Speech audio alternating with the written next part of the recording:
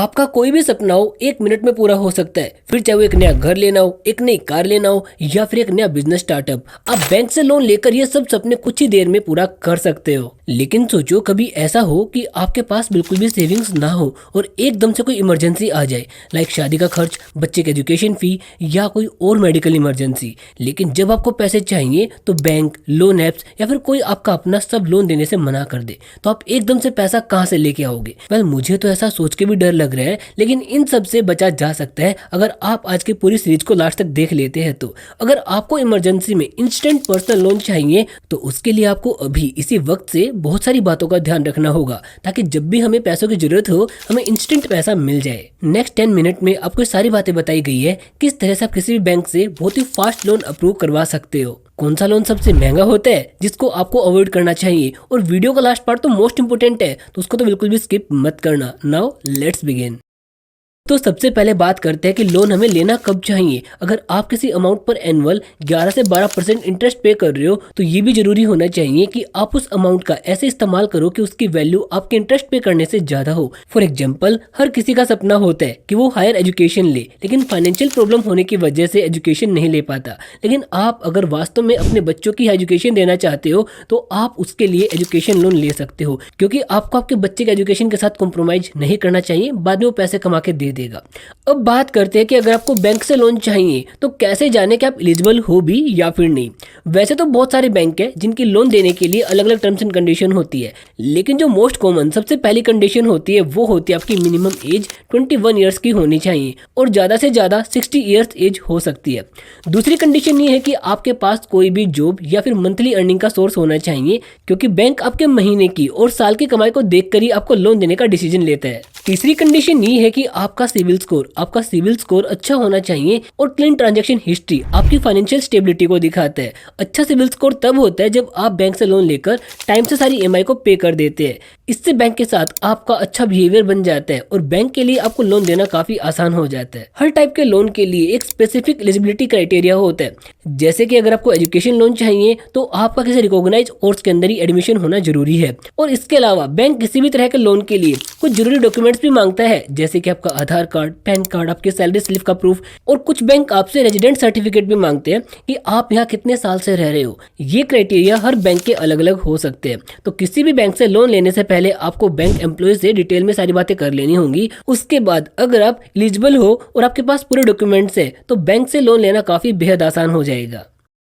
अब दोस्तों, अगर आप बैंक से लोन लेने का सोच रहे हैं तो वो चाहे पर्सनल लोन हो, होम लोन हो, बिजनेस लोन हो या फिर किसी भी तरह का लोन हो, बैंक आपको उस लोन का टेन्योर फिक्स करके देता है। टेन्योर का मतलब होता है कि आपका लोन कितने महीने या कितने साल चलेगा, आप लोन वाले पैसे कितने टाइम में रीपे करेंगे। अगर आप किसी भी लोन पर कम ईएमआई मतलब थोड़ा पैसा पर मंथ जमा करते हैं तो टेन्योर बहुत ज्यादा हो जाएगा, और अगर किसी लोन का ईएमआई आप ज्यादा बड़ा बनवाते हैं, ज्यादा अमाउंट पे करते हैं, तो टेन्योर कम होता हुआ चला जाएगा, और जितना ज्यादा टेन्योर होगा आपको उतना ही ज्यादा इंटरेस्ट पे करना होगा। तो कोशिश ये करें कि आप मिनिमम टाइम के लिए मतलब कि कम टेन्योर के लिए ही लोन लें। इंडिया में किसी भी बैंक का टेन्योर 30 साल तक का होता है, और आपने लोन कौन सा लिया इस पर भी डिपेंड करता है कि टेन्योर कितना होगा। जैसे कि अगर आपने होम लोन लिया है तो आप 10 से 20 साल का टेन्योर फिक्स करवा सकते हो। अगर आपने कार लोन लिया है तो आप 5 से 7 साल तक का लोन टेन्योर पीरियड सेट करवा सकते हो। पर्सनल लोन लिया है तो 3 से 5 साल का, और बिजनेस लोन के लिए आपको 5 से 10 साल तक का टेन्योर देखने को मिल जाता है। अब दोस्तों, मानो कि आपने एक लोन ले लिया और टेन्योर लिया आपने 5 साल का, तो क्या आप टाइम से पहले लोन क्लोज करवा सकते हो? जी हाँ, आप बिल्कुल ऐसा करवा सकते हो, लेकिन कुछ बातों का पता होना चाहिए। जब भी आप टाइम से पहले लोन क्लोज करवाते हो तो इसे फोरक्लोजर कहते हैं, और ये आपको और भी महंगा पड़ जाता है। अब बात करते हैं कि लोन तो बहुत सारे होते हैं और इन सब की इंटरेस्ट रेट कम भी होते हैं, ज़्यादा भी होते हैं, तो कौन से लोन पर सबसे ज़्यादा इंटरेस्ट हमें देखने को मिलता है जो हमें अवॉइड करना है?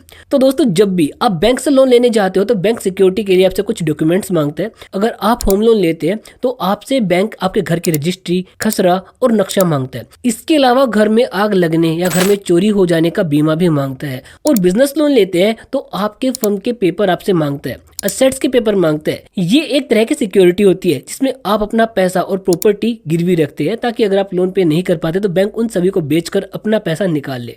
और जिस लोन में बैंक को जितनी कम सिक्योरिटी होती है, बैंक के उस लोन का इंटरेस्ट रेट भी उतना ही ज्यादा होता है। बैंक को सबसे कम सिक्योरिटी पर्सनल लोन की होती है, इसीलिए सबसे महंगे लोन भी पर्सनल लोन ही होते हैं।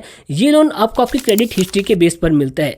क्रेडिट हिस्ट्री का मतलब है कि आपने पास्ट में कोई और लोन लिया है तो आपने उसका बिल किस तरह से पे किया है, आपकी पेमेंट हिस्ट्री क्या है, आपने टाइम पर पेमेंट किया है या फिर नहीं। और अगर आपने टाइम पे नहीं किया तो आपकी क्रेडिट हिस्ट्री भी खराब होगी।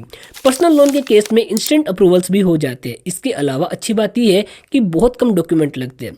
लेकिन अगर आपने मन बना ही लिया है पर्सनल लोन लेने का, तो बात करते हैं कि पर्सनल लोन आप कब कब ले सकते हो। तो देखो, वेकेशन के लिए, होम रिनोवेशन के लिए या फिर वेडिंग के लिए, मेडिकल इमरजेंसी के लिए आप पर्सनल लोन ले सकते हो। लेकिन दोस्त, जितना हो सके ना आपको पर्सनल लोन अवॉइड करना चाहिए, क्योंकि ये जितना जल्दी मिलता है ना, सेम इंटरेस्ट रेट भी उतना ही ज्यादा होता है।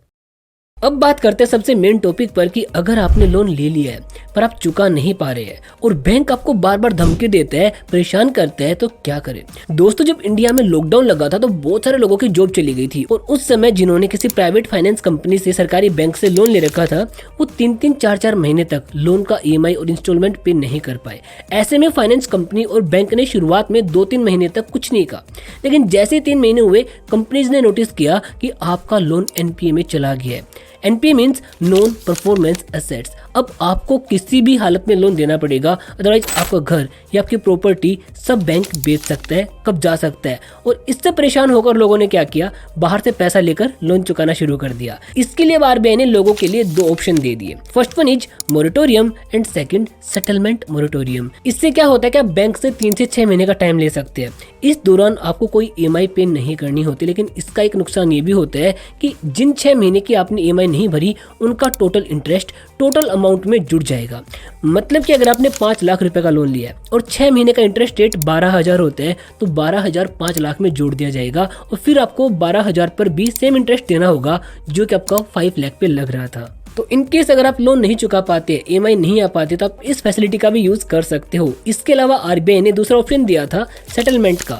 इसमें बस आप महीने का इंटरेस्ट देकर टाइम लेते हो उस लोन को रीपे करने का। और तीसरा ऑप्शन है कि लोन वापस देते ही नहीं है तो क्या होगा। तो इस केस में अगर आपने बैंक से home loan, car loan, gold loan या ऐसा कोई लोन लिया है जिसमें बैंक के पास आपके पैसे की सेफ्टी है, तो फिर इस पैसे को पे करना ही पड़ेगा, वरना आपके एसेट्स की नीलामी कर देगा। और अगर आपने कोई छोटा मोटा पर्सनल लोन लिया है तो उस केस में छोटा मोटा लोन गवर्नमेंट बैंक्स एक लंबे टाइम के बाद खुद से ही माफ कर देते हैं। और अगर आपने लोन ऐप से पैसे लिए है और आपको आपका क्रेडिट स्कोर का बिल्कुल भी टेंशन नहीं है, तब बिना लोन को पे किए भी काम चला सकते हैं।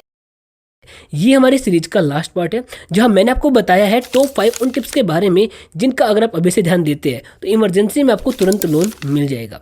टिप नंबर 1, अपना एक छोटा मोटा क्रेडिट कार्ड बनवा लो और उसमें हर मंथ थोड़ा थोड़ा पैसा खर्च करते रहो, फिर उसका रीपेमेंट टाइम पर करो ताकि आपकी क्रेडिट हिस्ट्री बिल्ड हो सके।